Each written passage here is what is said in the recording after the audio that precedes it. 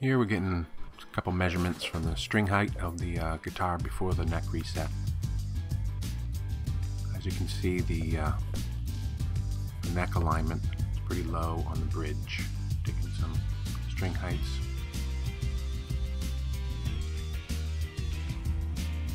Checking how much bow, how much it's bowed up. Get 25 cents and a dime, 35 cents worth.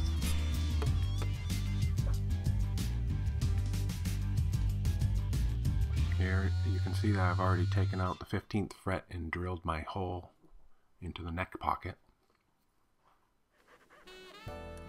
So I'm starting to loosen up the neck by using my X-Acto knife and cutting the seam between the heel and the body.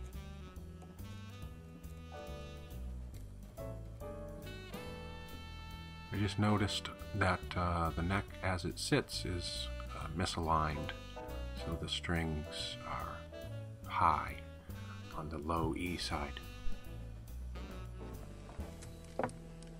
So the process of releasing the fingerboard begins with warming it up with an iron, using a small palette knife to get the seam going between neck extension and the body.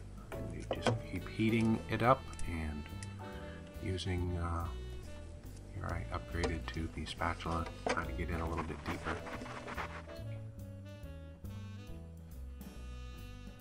I've shortened this quite a bit in between heatings and spatula work. I didn't show all the iron work, but anyway, there was a long time that the iron was sitting for me to get that spatula up to the top like that.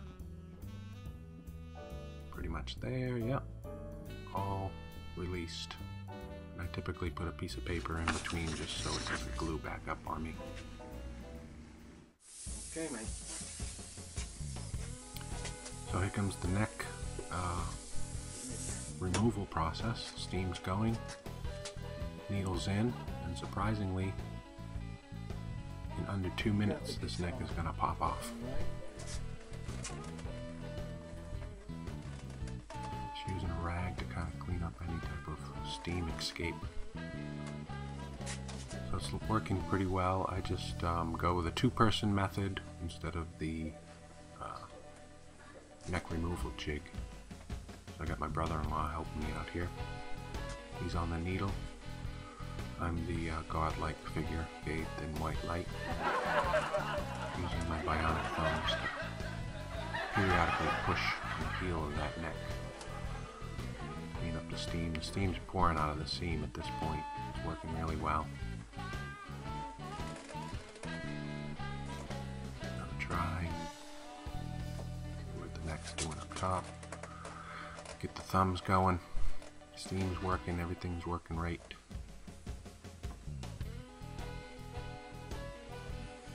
Predictable so far.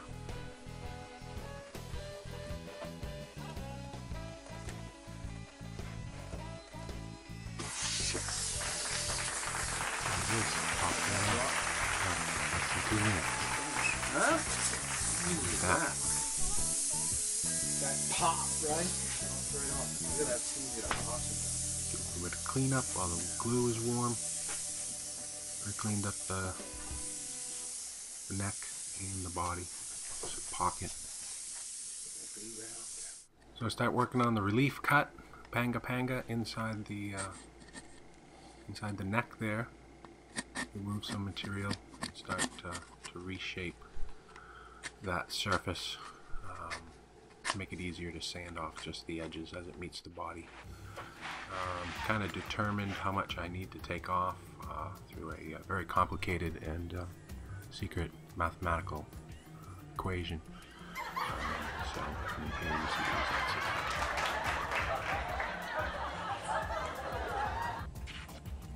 translating that into the small little wedge that needs to come off the heel of this neck. Very little up top and most of it down the bottom, which will re-angle that neck back down to its proper position where it's playable.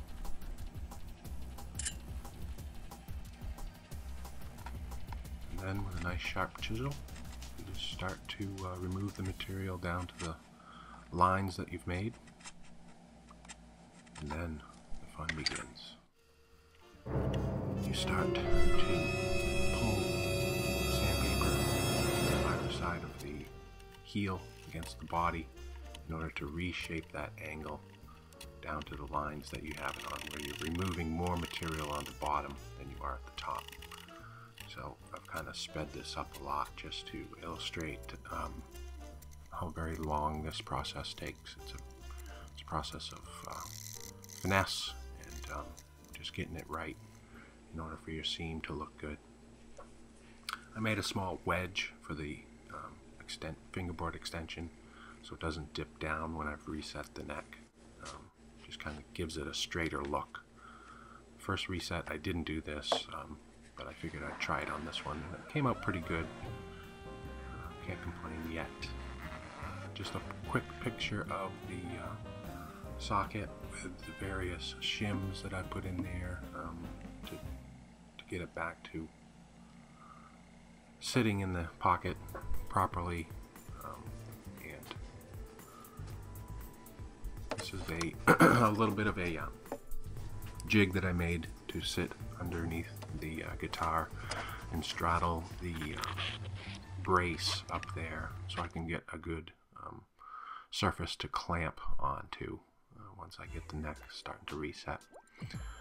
So we've got the hot hide glue in my advanced double boiler system on a camping stove and a tin can or aluminum can.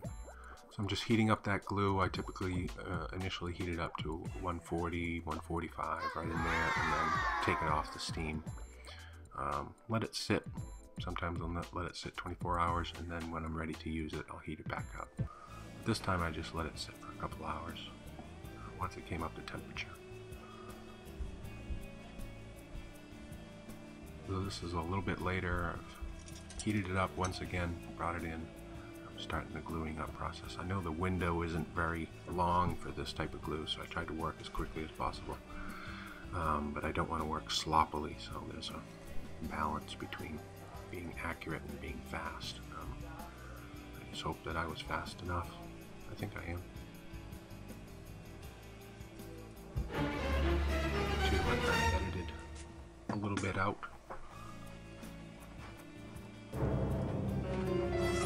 All my surfaces ready, feel confident. Moment of truth. Get that baby on there. Start to get her down at her new angle, her new home. So it's a clamp process.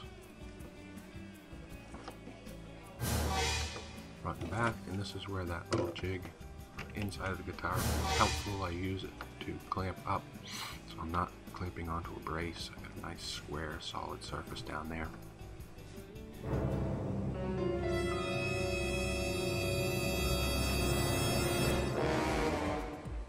And voila.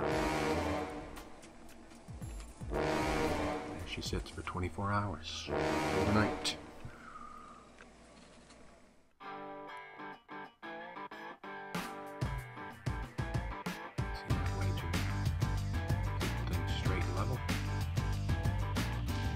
Morning, I come in, move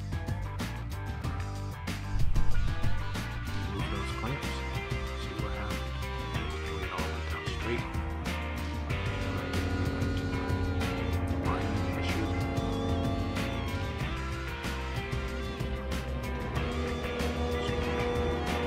Centered fingerboard. But then, of course, we realized that the saddle, the existing saddle, was now too low. So these ones are kind of tough to get out. They're very brittle. They're just in there, and this is the second one that I've had to do this process with, where it doesn't quite come out with the pliers. So you have to get in there and saw it on out, chip it away, get it out of there to replace it with a new bone saddle that they make. So don't be afraid to get that saw nice and close.